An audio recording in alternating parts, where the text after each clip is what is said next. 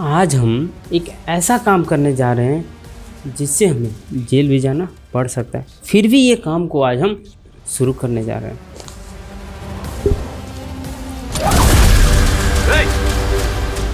देखिए, कहीं ना कहीं आप भी सुना होगा कि हमारा इंडिया का एजुकेशन सिस्टम बहुत ही ख़राब है।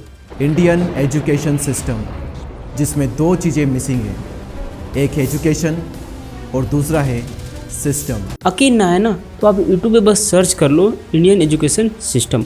आज इंडिया बहुत बुरी तरह से बेरोजगारी की समस्या से जूझ रहा है और इसका सबसे बड़ा रीजन हमारा इंडियन एजुकेशन सिस्टम। आपको लाखों वीडियो मिल जाएंगे एजुकेशन सिस्टम को भला बुरा कहते हुए। एजुकेशन सिस्टम आपको गरीब बनाता है, आपको बुद्धू बनाता है, आपको कुएं का मेंढक बना। लेकिन कोई माय का लाल नहीं है जो आज एजुकेशन सिस्टम पे आगे आके अपना योगदान दे और उसे सुधारने में मदद करे। एसोचैम की रिपोर्ट बता रही है 93% स्टूडेंट्स जो पास आउट हो रहे हैं ना, या तो वो अंडर एम्प्लॉयड है या अनएम्प्लॉयड है। आज सब कहते हैं कि सरकार करेंगे क्योंकि सरकार की ये जिम्मेवारी है, लेकिन मैं आपसे पूछना चाहता हूँ कि सरकार क्यों करेगा जब उसका परिवार या उसका फैमिली इस एजुकेशन सिस्टम में पढ़ता ही नहीं है, वो आउट ऑफ कंट्री पढ़ता है। तो फिर सरकार को क्या लगे हुए इस एजुकेशन सिस्टम को सुधारने के लिए?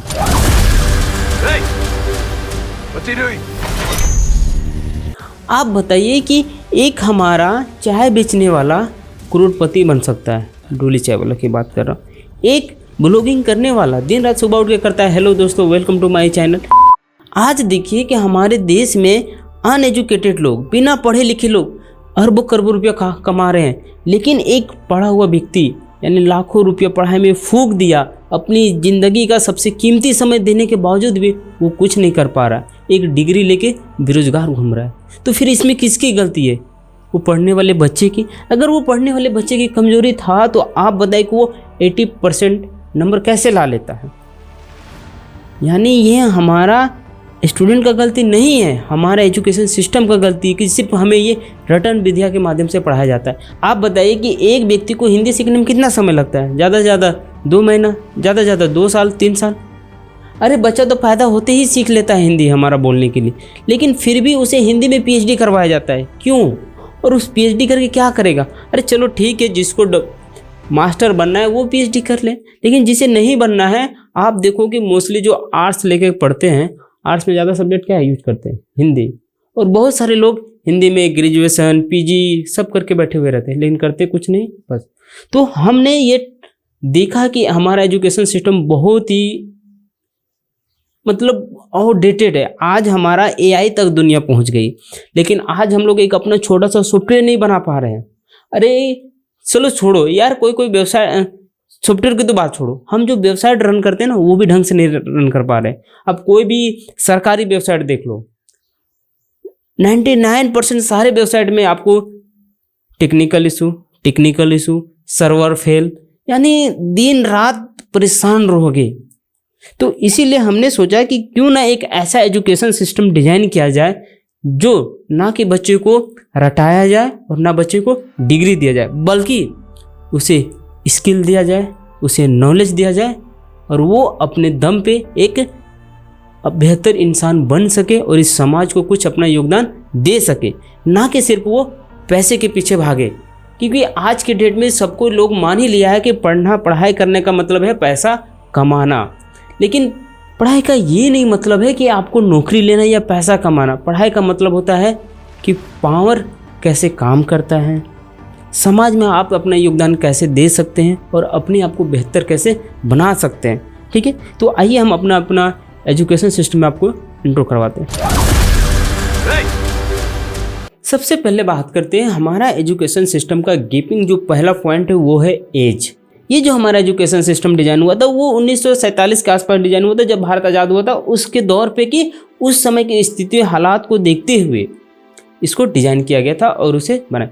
बीच बीच में से अपग्रेड भी किया गया, यानी बाद में सिलेबस स्ट्रक्चर सारी चीज़ चेंज किया, लेकिन पूरी तरह से चेंज करना पॉसिबल नहीं था, क्योंकि जो एक बार बेस बन जाता है बस उसको आप दोबारा रिफॉर्म नहीं कर सकते, और सरकार नहीं कर सकता क्योंकि सरकार के पास इतने सारे स्कूल कॉलेज यूनिवर्सिटी सबको एक साथ रिफॉर्म करना बहुत मुश्किल है। तो वो नहीं कर पाते, वो बस क्या करते, थोड़ी सी लिपापोती कर देते हैं और उसी को आगे बढ़ा देते हैं। ठीक है, तो इसीलिए हम लोग कहा कि नहीं, सरकार से जब नहीं हो रही तो हम लोग क्यों ना इसे ट्राई करें। ठीक है, तो अगर मेरे से कहीं पे गलती हो रही है तो आप हमें कमेंट या किसी भी माध्यम से हमें सजेशन दे सकते हैं ताकि आगे सुधार कर सके। और अगर आप हमसे जुड़ना चाहते हो तो आप हमें कॉन्टैक्ट करके जुड़ सकते हैं। ठीक है, तो आइए बात करते हैं। तो सबसे पहले एज को हमने देखा कि भैया उस समय के दौर पे था कि 18 से 21 साल के बीच लड़का और लड़की का शादी करवाया जाता था। ठीक है, तो उस समय काफ़ी समय मिलता था पढ़ने। लेकिन आज देखो कि 15 साल के बच्चे वहाँ बन रही है। अरे यार, 10वां लिखने नहीं सकती है, मैट्रिक नहीं लिखने सकती और उसकी शादी हो जाती है, वो बच्ची वहाँ बन रही है। तो हमें सबसे पहले जिस एज अभी दौर है उस एज के आधार पर एजुकेशन सिस्टम डिजाइन होना चाहिए। यानी आज देखो कि हम लोग जिस समय बच्चे थे उस समय हम लोग जब 5 साल 10 साल के थे तो उस समय कुछ नहीं जानते थे। आज का बच्चा 3 साल 2 साल होता नहीं और एक मोबाइल चलाना सीखता है। तो भैया एज जिस तरह से आप देख सकते हो कि एज जिस तरह से फ्लक्चुएट हुआ है, यानी कम समय में बच्चे ज़्यादा स्किल नॉलेज कर पा रहे, आप उस आधार पे ज्ञान दो ना। तो अभी हम लोग बात करने चाह रहे हैं फंडामेंटल कोर्स, यानी 1 से लेकर 5 तक के बीच में कि हम लोग क्या क्या पढ़ाएंगे और क्या क्या हमारा सिलेबस में होगा। ठीक है, तो सबसे पहला जो हमारा है, हम लोग क्लास 1 पे हमने मात्र 3 सब्जेक्ट रखा है, हिंदी, इंग्लिश, मैथ। क्योंकि आपको भी पता है कि आज के दौर में हिंदी अगर आपको नहीं भी आ रहा है फिर भी इंग्लिश कंपलसरी है। सरकार तो कहती है कि नहीं, हम अपने बच्चों को सरकारी स्कूल में हिंदी भाषा से पढ़ाएंगे, यानी मातृभाषा पढ़ाएंगे, पढ़ने में आसानी जल्दी सीखेगा। लेकिन वही सरकार आपके पीठ पीछे चूतिया काटती। आप एक भी बताओ कि लॉ में या कानूनी तौर पे कहीं पे भी जाओ, कहीं पे देखना हिंदी यूज होता है। एक नोटिस भी निकलता है ना तो इंग्लिश से निकलता है, एक वैकेंसी भी निकलता है तो इंग्लिश में निकलता है। जब वहाँ पे जज के सामने सारे जो डॉक्यूमेंट्स प्रेजेंट होते हैं वो क्या होते हैं, ज़्यादातर देखना इंग्लिश में होते हैं। तो आपको क्या, बस आपका चुतिया काट। अब कहीं पे जाओ, कहीं पे भी जाओ, सरकार के कोई भी काम में देखो 80% इंग्लिश यूज होता है, सिर्फ 20% हिंदी यूज होता है। क्यों? और आपको सरकार क्या कहती है कि हम हिंदी मीडियम से पढ़ाएंगे। तो ये तो एक सबसे बड़ी कमियां। इसीलिए आपको आज के दौर में हिंदी और इंग्लिश कंपलसरी है, आना ही चाहिए। क्योंकि हिंदी तो आपका इंडियन लैंग्वेज है, लेकिन ग्लोबल में आपको इंग्लिश आना। आज ये भी देख लो ना कि हिंदी ज़्यादा से ज़्यादा हमारे स्टेट, इंडिया ही की बात करो, हमारे इंडिया के स्टेट में कितने स्टेट में हिंदी यूज होता है, देखोगे बहुत कम है। अरे कर्नाटक में जाओ, वहाँ तो हिंदी जानते ही नहीं, लेकिन इंग्लिश वहाँ के लोग यूज करते हैं। तो एक समझो कि आपका ग्लोबल विथ हमारे इंडिया में भी पूरी कनेक्टिविटी करने के लिए इंग्लिश सबसे मस्ट इम्पोर्टेंट। और कहीं पे भी जॉब या नौकरी या कुछ भी काम करो वहीं इंग्लिश आनी ही चाहिए। तो इसीलिए हमने क्या किया कि इस एजुकेशन सिस्टम में सबसे पहले हम लोग हिंदी इंग्लिश में 3 सब्जेक्ट पे पहले हिंदी देंगे। यानी बच्चा को हम लोग पहला, दूसरा और तीसरा क्लास 3 साल हम लोग हिंदी इंग्लिश मैथ पढ़ाएंगे, जिसमें से 3 साल में उसको हिंदी आना कंपलसरी है, वो आ जाएगा। यानी हिंदी और इंग्लिश में क्या आना चाहिए, पढ़ना, लिखना और समझना। तो फिर आप बताइए कि हमें 3 साल अब देने के बावजूद भी नहीं सिखा पा रहे, तो आप 10वां 12वीं तक हिंदी यूज करवाते, क्यों करवाते यार? बच्चा मुझे लगता है कि 2-3 साल में पढ़ना लिखना सीख जाता है, तो आप हिंदी में उसे पढ़ा के क्या साबित करना चाह रहे हो? आप हिंदी में ज़्यादातर आप ही बताइए कि हिंदी में क्या इंपॉर्टेंट है, पढ़ना, लिखना और समझना। तो मुझे लगता है कि मोस्टली बच्चे 2 या 3 साल में बच्चे समझ जाते हैं, पढ़ना लिखना समझ जाते हैं। तो फिर आप उसे कविता, पोएम, कहानी के माध्यम से जो रटाते हैं और एग्जाम लेते हैं, यानी आप जाओ इसे याद करके आओ, एग्जाम में वही पूछा जाएगा। तो बच्चे का ब्रेन विकसित क्या हुआ? कुछ नहीं होता इससे, सिर्फ एक रटन तोता बन जाता है। इंग्लिश में भी सेम है। लेकिन एक गजब की बात है कि सरकारी जो स्कूल होते हैं उसको हिंदी मीडियम के नाम से जाना जाता है, और जो प्राइवेट स्कूल होते हैं उसको इंग्लिश मीडियम के नाम जाने जाते हैं। लेकिन सरकारी स्कूल वाले, यानी जो हिंदी मीडियम वाले बच्चे को उस बच्चे को हिंदी नहीं आता है, और जो इंग्लिश मीडियम वाले बच्चे को है उसका इंग्लिश नहीं आता, और दिन रात उन लोग इंग्लिश के कहा जाता है किताब में, पूरी किताब में। क्योंकि मैंने ऐसे बच्चों को देखा है, मैंने अपनी आंखों से देखा है, मेरे पास भी बच्चे बहुत सारे पढ़ने आते हैं, तो वो देखा कि यार इंग्लिश मीडियम वाले बच्चे को इंग्लिश तक नहीं आ रहा है, तो फिर किस बात का इंग्लिश? आज क्लास बच्चा 1 से लेकर 5 में चला गया, उसको एक इंग्लिश स्पीकिंग नहीं कर रहा ना राइटिंग लिख पा रहा है किसी प्रकार की, तो फिर किस बात का इंग्लिश मीडियम का बच्चा हुआ? हिंदी मीडियम बच्चे वाले का हिंदी का वीक होता है, इंग्लिश तो छोड़ दो, हिंदी मीडियम वाले इंग्लिश तो छोड़, अरे हिंदी तक से ऐसे वीक रहता है, मैथमेटिक्स में तो और ही बात। तो इसीलिए हमने सोचा कि क्यों ना ऐसा किया जाए कि सिर्फ हम हिंदी इंग्लिश मैथ 3 साल पढ़ाएंगे और उसके बाद आगे पढ़ाएंगे ही नहीं, आगे वो सब्जेक्ट पढ़ाएंगे जो उसे नीड है। यानी आज हमारा समाज देखो कि हमारा समाज क्या क्या चल रहा है, क्या क्या का दौर पे चलता है या किस किस चीज़ को लो को फ्लो करता है। एक तो पहला हमारा इंजीनियरिंग में चलता है, एक मेडिकल में, एक लॉ में और एक साइंस। तो हम चाहते हैं कि बच्चा क्यों ना क्लास 4 से ही हमारा इन कोर्स का बेसिक से शुरुआत किया जाए, यानी इंजीनियरिंग, मेडिकल, लॉ और साइंस, क्योंकि इसी से हमारी पूरी समाज चलती है। और आज साला हम इंजीनियरिंग करने के बाद हमें ये नहीं पता कि हमें बुखार आए तो हम कौन सा दवा लें, सर्दी आए तो कौन सा दवा लें, या अरे छोड़ो दवा तो छोड़ो, हम प्रिकॉशन क्या करें, किस चीज़ की सावधानी रखें। तो बताइए हमें इंजीनियरिंग करने का क्या फ़ायदा, जो हमारा दैनिक जीवन में हमें डेली ज़रूरत पड़ता है मेडिकल का, आज मेडिकल का हम एम तक नहीं जान रहे हैं, लॉ का एल तक नहीं जान रहे हैं। तो फिर क्या फ़ायदा हम इतने पढ़ के इतने पैसा खर्चा करने के बाद जो हमें डेली का ज़रूरत चीज़ें नहीं जान रहे। अरे चलो हमें डॉक्टर नहीं बनना है यार, चलो मान लो मेडिकल का नॉलेज में हमें कहेगा कि अरे क्या आपको डॉक्टर भैया हमको डॉक्टर नहीं बनना है, हमको सर्जरी नहीं करना, लेकिन हमें बेसिक तो मेडिकल का पता हो कि अगर रास्ते में कहीं चोट हो या चोट मुझे लगे तो मैं खुद अपने आप को सेल्फ कैसे अपने आप को बचा सकता हूँ, उस समय मैं क्या कर सकता हूँ। मेरी आँख में अचानक किसी तरह से चोट लग जाए, मेरी आँख से ब्लड निकले तो मैं उस समय पे क्या करूँ, मुझे सांस लेने में जब दिक्कत हो तो मैं उस समय पे क्या करूँ।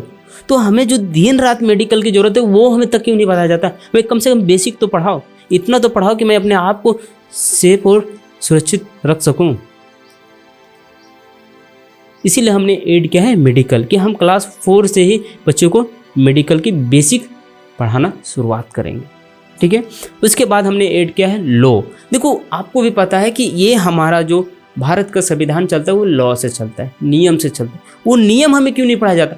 आज अनपढ़ हमारा जो हवलदार एक मिलता है, रोड पे एक साला ट्रैफिक पुलिस मिलता है, वो 500 का चालान काट देता है, हेलमेट रहने के बाद भी दिस दैट कहने लगता है कि ये पेपर नहीं, वो नहीं है, आप ऐसे वैसे। क्यों? हमें अपना लॉ, हमें अपना कानून क्यों नहीं पता है। तो हम इसीलिए इसमें ऐड कर रहे हैं लॉ।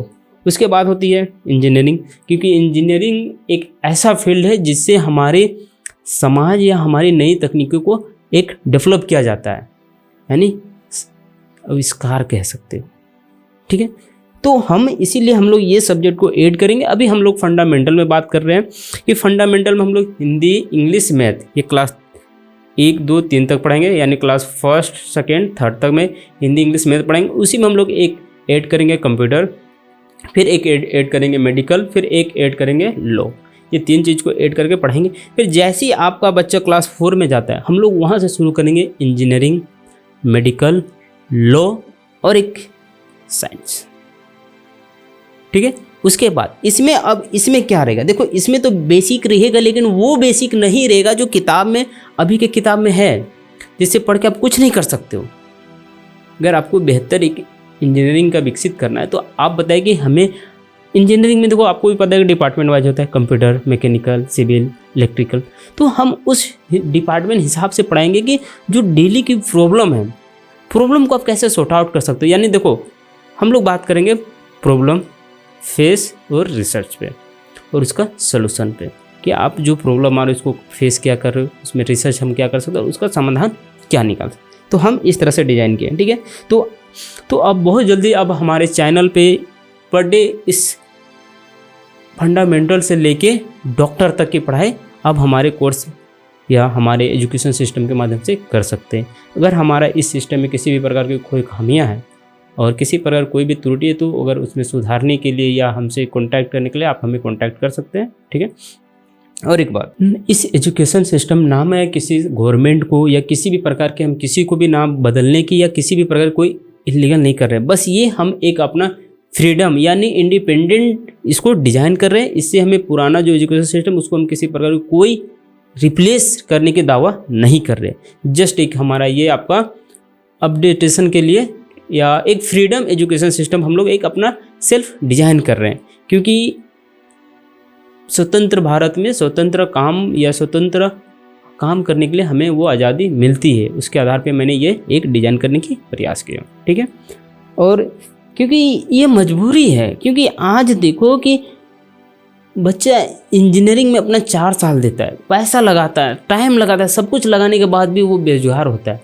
और जो बंदा पढ़ा लिखा नहीं, वो उससे बेहतर कमा रहा है और बेहतर वो एक लाइफ ज़िंदगी जी रहा है, एक सक्सेसफुल आदमी है। तो ये तकलीफ़ होती है और ये मैंने भी झेला।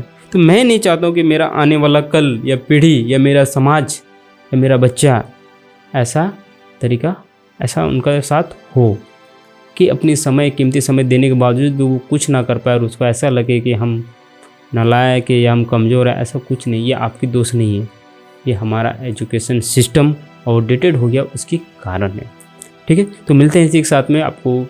और इसमें मैं तो अभी शॉर्ट वीडियो था, इसीलिए मैं पूरी एक्सप्लेनेशन नहीं कर सका हूँ और पूरी स्ट्रक्चर अपने नहीं दिखा सका हूँ, क्योंकि ये स्ट्रक्चर ऐसा नहीं कि ये इतना में ख़त्म हो गया, ये बहुत बड़ा है। और ये मुझे बनाने में आज करीबन मुझे 4 से 5 साल लगा, क्योंकि मैं ये जब इंजीनियरिंग की पढ़ाई लास्ट ईयर ख़त्म कर रहा था तब से मुझे ये प्लान था और मैंने उसको आज से यानी मैं करीबन 2020 से डिज़ाइन कर रहा हूँ। कोविड के कारण से आज हो गया 26, यानी 6 साल मुझे इस एजुकेशन सिस्टम को डिज़ाइन करने में, पूरी चीज़ कि कैसे पढ़ाया जाएगा, कौन सा सब्जेक्ट में किस तरह से रीडिंग कराया जाए। ठीक है, तो मैं थोड़ा इंट्रो भी बता देता हूँ। ठीक है, देखिए पढ़ाने के लिए हम लोग टीचिंग जो यूज किए हैं, देखिए हम लोग सबसे पहला 20% थ्योरी पढ़ाएंगे, 80% प्रैक्टिकल किया जाएगा। यानी हमारा पहला ही कॉन्सेप्ट है कि थ्योरी जो है 20% होगा, प्रैक्टिकल 80% होगा। अब कैसे किया जाएगा, देखो अगर मान लो एक बेसिक जो बच्चे को ABCD सिखाया जाता है, ABCD में आपको भी पता है कि बच्चे को रटाया जाता है, तो हम लोग चाह रहे हैं कि बच्चे रटे ना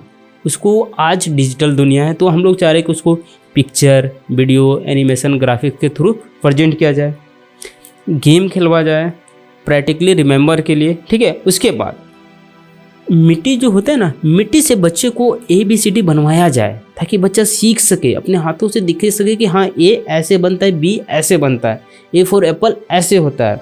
ठीक है, उसके बाद टेस्ट लिया जाए, टेस्ट के बाद वो बच्चा खुद वॉइस अपना बोल सके कि ABC करके वो याद कर सके। ठीक है, और वीकेंड एग्ज़ाम होगा, ये तो पुराना पैटर्न। तो इस तरह से मैंने ये डिज़ाइन किया कि हमारा सबसे पहला मकसद क्या है, 20% थ्योरी, 80% प्रैक्टिकली। ठीक है, तो मिलते हैं इसी के साथ में। सी यू टुमारो, बाय बाय। और आपका हमारा नई एजुकेशन सिस्टम में स्वागत है दिल से।